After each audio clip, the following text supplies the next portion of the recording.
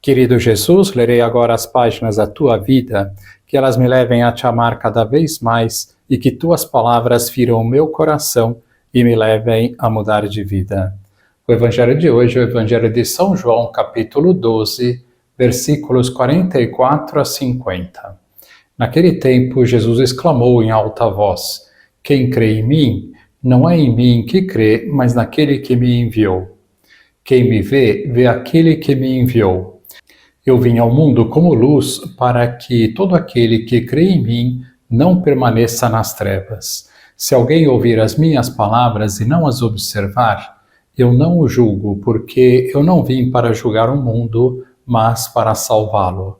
Quem me rejeita e não aceita as minhas palavras já tem o seu juiz. A palavra que eu falei o julgará no último dia. Porque eu não falei por mim mesmo, mas o Pai que me enviou, ele é quem me ordenou o que eu devia dizer e falar. Eu sei que o seu mandamento é vida eterna, portanto, o que eu digo conforme o Pai me falou. Palavra da salvação, glória a vós, Senhor. Vamos olhar para Jesus ao preparar esta homilia. Reparei que Jesus não apenas disse: quem crê em mim, não é em mim que crê, mas naquele que me enviou. Quem me vê, vê aquele que me enviou, mas exclamou em alta voz. Jesus quer que a verdade é que o Pai e ele são um, fique clara para todos nós. Muitos podiam pensar que Jesus era um enviado do Pai, mas na condição de um anjo ou de um ser inferior ao Pai.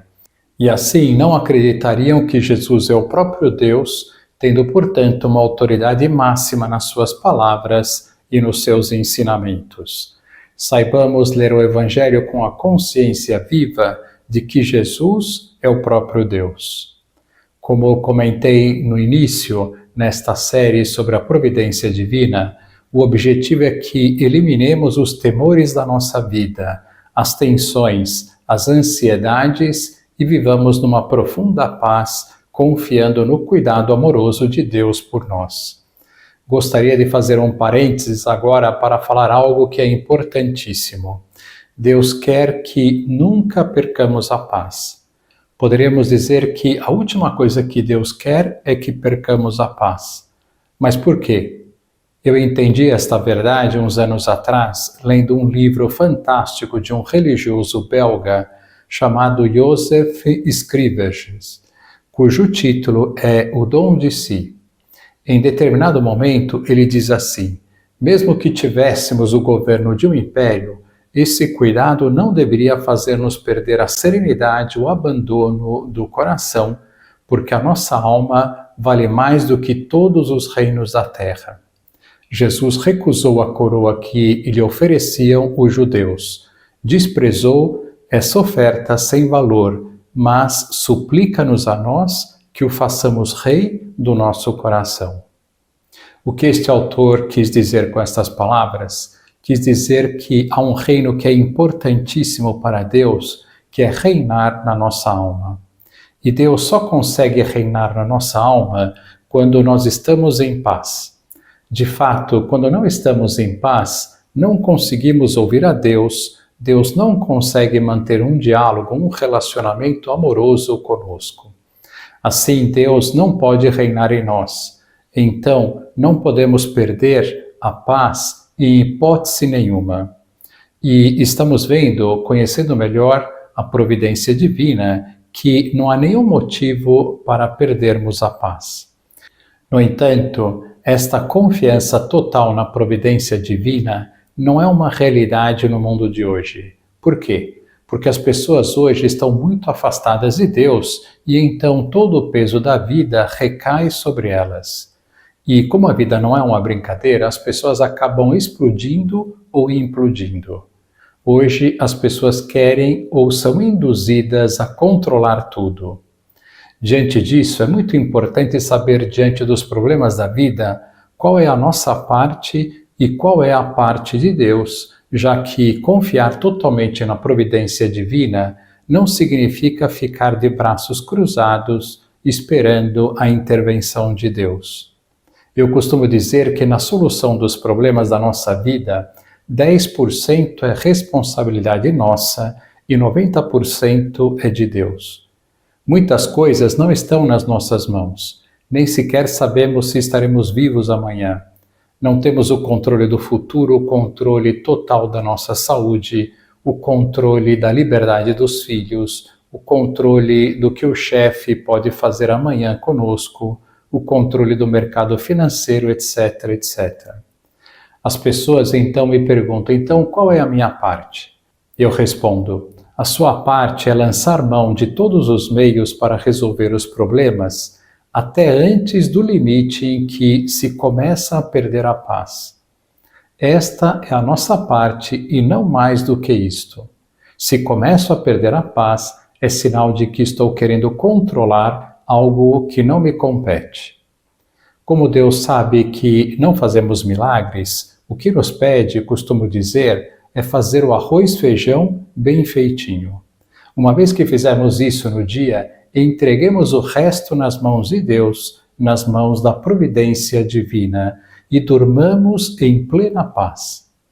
No dia seguinte, começaremos novamente a fazer o arroz e feijão, o que é o razoável que façamos, o que Deus nos inspira para fazer. Com relação ao próprio trabalho ou cumprimento dos deveres, Joseph Scriver diz neste livro: muitas vezes Deus consente que a carga de trabalho ultrapasse as nossas forças e que, apesar de toda a nossa boa vontade, não consigamos terminar as nossas tarefas em tempo oportuno. Pois bem, visto que as nossas ocupações são queridas por Deus e não motivadas por simples impulsos humanos, Ele quer que apliquemos todo o cuidado no desempenho de cada uma delas. Feito isto, o nosso dever estará cumprido, pois Deus não nos pede um esforço angustiado e trepidante, antes, pelo contrário, nolo proíbe. Deseja somente ver-nos agir na medida das nossas forças, generosamente, sacrificadamente, mas sem que nos aflijamos. Deus quer ver-nos intensamente ocupados, não preocupados. Se houver obrigações que não possamos terminar no dia com seriedade e aplicação que o dever exige, permaneçamos em paz. A vontade divina já foi cumprida neste dia. Fizemos o que nos competia e o Senhor está contente. Recomeçaremos no dia seguinte. Nunca nos angustiemos, portanto, nunca nos deixemos inquietar pelas nossas ocupações, por mais urgentes e graves que sejam. Esmeremo-nos em conservar a serenidade e o abandono em todo o nosso proceder. Que os nossos movimentos, o nosso andar, o nosso modo de falar sejam o reflexo de uma alma senhora de si. O nosso exterior reagirá de acordo com o nosso interior e seremos sempre pessoas calmas e com domínio próprio. Que lição nós podemos tirar destas considerações? Tomemos consciência clara desta verdade. Deus não quer em hipótese nenhuma, nem nos momentos mais críticos da nossa vida, como vimos na tempestade acalmada, que percamos a paz. Saibamos fazer cada dia a nossa parte e deixemos o resto nas mãos de Deus. Agora vos dou a bênção para este dia, a bênção de Deus Todo-Poderoso, Pai, Filho e Espírito Santo, esteja sempre convosco e permaneça para sempre. Amém.